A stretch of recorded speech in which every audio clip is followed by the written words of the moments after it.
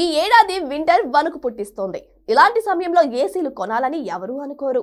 కానీ ముడి సరుకుల ధరల పెరుగుదల, ఎనర్జీ స్టాండర్డ్స్, రూపాయి పతనం వంటి కారణాలతో ఏసీ ధరలు భారీగా పెరగనున్నాయి. భారత్ ఎనర్జీ ఎఫిషియన్సీ స్టాండర్డ్ ఆదేశాల ప్రకారం 2026 జనవరి నుంచి అతి తక్కువ కరెంటు ఉపయోగించుకునేలా ఏసీలను తయారు చేయాలి.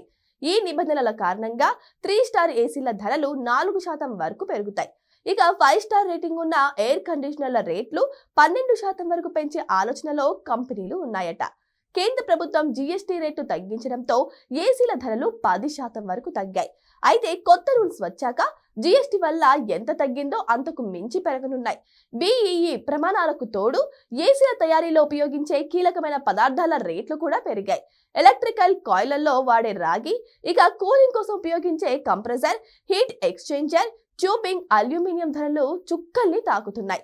వీటికి తోడు రూపాయి విలువ పతనంతో విదేశాల నుంచి దిగుమతి చేసుకునే ముడి పదార్థాలు, కంప్రెసర్లు వంటి కాంపోనెంట్స్ రేట్లు కూడా పెరిగాయి. చల్లదనం కోసం ఏసీలో రిఫ్రిజిరేట్ ఏజెంట్ ని వాడతారు. ప్రస్తుతం R4110 రకం కూలెంటెడ్ వాడుతుండగా దీని వలన పర్యావరణానికి హాని కలుగుతుంది. ఎన్విరాన్మెంట్ కి నష్టం చేయని A2L రిఫ్రిజిరెంట్ ను వాడాల్సిందిగా ప్రభుత్వం కొత్త రూల్ తీసుకొచ్చింది.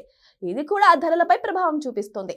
అంటే 2026 జనవరి తర్వాత తయారు చేసే కొత్త ఏసీల రేట్లు మండిపోవడం ఖాయంగా తెలుస్తోంది. ప్రస్తుతం కంపెనీల ధరలున్న పాత స్టాక్ ను అమ్ముకోవచ్చు. ఇక ఫిబ్రవరి తర్వాత సమ్మర్ సీజన్ స్టార్ట్ అయితే ఏసీల రేట్లు భారీగా పెరుగుతాయి. అందుకే ఏసీ కొనాలనే ఆలోచన ఉంటే ఇప్పుడే కొనడం మంచిది.